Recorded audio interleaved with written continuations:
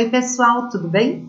Sou a professora Deise, estou aqui novamente com vocês, só que agora, a aula de hoje, a gente vai trabalhar a parte de variedades das substâncias, ou seja, nós vamos trabalhar as funções inorgânicas, função ácido, base, sal e óxido. A gente já aprendeu a fazer as ligações, né, entre os elementos e agora a gente vai trabalhar as substâncias formadas. Então, algumas são formadas por ligação covalente, iônica, que a gente já trabalhou as ligações, tudo bem? Como a aula vai ter bastante coisa, um assunto bem rico aí, seria interessante sim pegar um lápis, um caderno e fazer anotação aí quando necessário, tudo bem? Vamos até lá então? Primeira coisa que nós vamos trabalhar é a parte de função ácido. Eu coloquei aqui proposital o estômago, porque no nosso estômago tem um ácido que participa da digestão, que é chamado de ácido clorídrico. É um ácido que faz parte de todo o processo digestivo que nós temos. Então, por esse motivo, eu coloquei aqui o nosso estômago, né? No nosso corpo também existe esse tipo de função, tá? Primeira coisa, o conceito. Esse conceito é segundo Arrhenius. Arrhenius diz que ácido é toda e qualquer substância que dissolvida em água, ou seja, em solução aquosa, libera ou forma como único cátion H+. H1+. Esse é o cátion. O que eu estou querendo dizer com isso?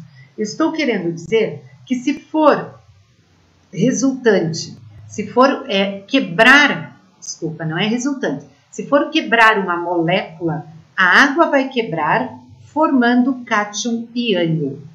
O ácido, se for um ácido, sempre inicia pelo elemento hidrogênio. Eu não estou dizendo que tudo que começa com hidrogênio é ácido. Tudo bem? Se for ácido, começa com hidrogênio.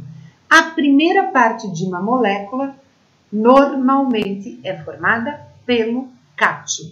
Tudo bem? Vamos lá. Mas só vai formar cátion em presença de água. Cuidado com o que eu estou falando. Vamos lá então. Propriedades e características dos ácidos. Primeiro, ele resulta da ligação covalente. Lembram da ligação covalente? Aqui eu coloquei justamente o ácido clorídrico, que é o ácido do nosso estômago. A ligação covalente é quando compartilha o par de elétrons. Lembrando que o hidrogênio estabiliza com 2 elétrons, o cloro estabiliza com 8. Então, eu digo que o ácido é um composto molecular. Composto molecular significa que resulta de uma ligação covalente. Os ácidos em solução aquosa, ou seja, em presença de água, eles originam íons, ou seja, é como se a água quebrasse a molécula ao meio e formasse o cátion H+ e o ânion. Se tem carga positiva e negativa, libera, fecha a corrente elétrica, ou seja, ele é considerado uma solução eletrolítica. Por isso a gente diz que um ácido pode conduzir corrente elétrica, mas ele só conduz corrente elétrica quando misturado ou dissolvido ou em presença da água, ok? Ácidos possuem sabor azedo, basta experimentar um limão, um vinagre, frutas cítricas.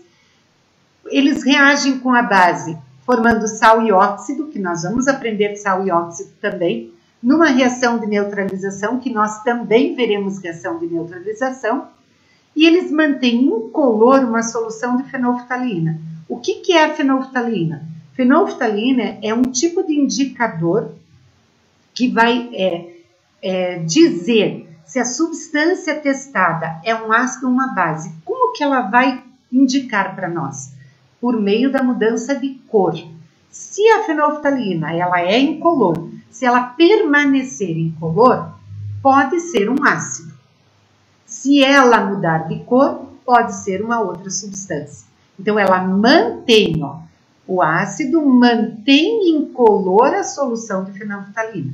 Cuidado, quem muda de cor é o indicador. Tudo bem?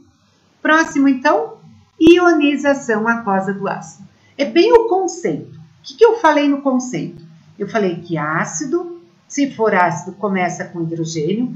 É toda substância que dissolvida na água, olha a água aqui, libera como único cátion o H+, é como se minha água viesse aqui, ó, e quebrasse essa minha molécula aqui, ó. Quando ela quebra a molécula, ela separa o cátion do ânion. E aí eu passo a ter uma solução rica em cátion e ânion. Se é uma solução contendo cátion e ânion, se eu puser aqui um circuito elétrico, se eu puser fios de luz aqui e juntar isso, como eu fiz lá mostrando para vocês, ele vai conduzir corrente elétrica, vai acender a luz. Por que ele vai acender a luz? Porque eles têm íons livres. Ele tem o lado positivo e o lado negativo. Então, olha lá, ionizar quer dizer formar cátion e ânion. Quando que pode formar o cátion e o ânion? Com a água. Quer dizer que o ácido puro não tem cátion e ânion. Só vai ter cátion e ânion quando tiver água no processo. Tudo bem? Então, isso é uma reação de ionização. Por que que é aquosa? Aquosa significa água no processo, ok? Depois disso, função base. Já mudei a cor até para chamar atenção. Função base, aqui eu coloquei a soda cáustica. Dá a impressão que a base é mais tranquilo. Não, não. A soda cáustica ela é tão perigosa e tão corrosiva quanto um ácido. Então, a gente tem que tomar cuidado.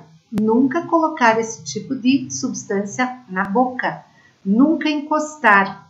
Então, a gente tem que tomar bastante cuidado com esse tipo de substância. Vamos lá, então, para o conceito da base.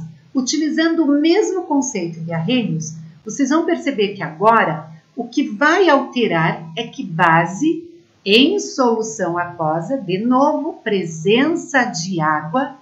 Agora, o que ela vai liberar é o ânion. Lembra que eu falei no começo? Normalmente, uma fórmula química, a primeira parte da fórmula é formada pelo cátion.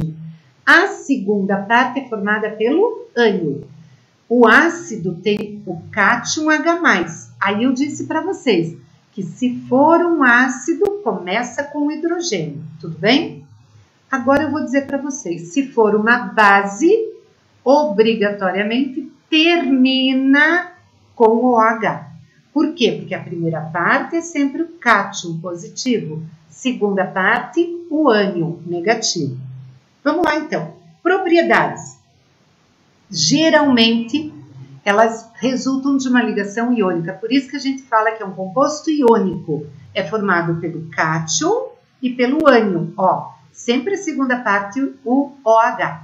Também conduzem corrente elétrica em solução aquosa. Também separa carga positiva da negativa. Ó, lembra que eu falei naquele primeiro momento? Ó, se eu puser aqui fechar o circuito, vai ter carga positiva e negativa e vai acender a luz. Possui um sabor adstringente. Adstringente é aquele sabor que amarra a boca, como se você comesse banana verde, caqui verde.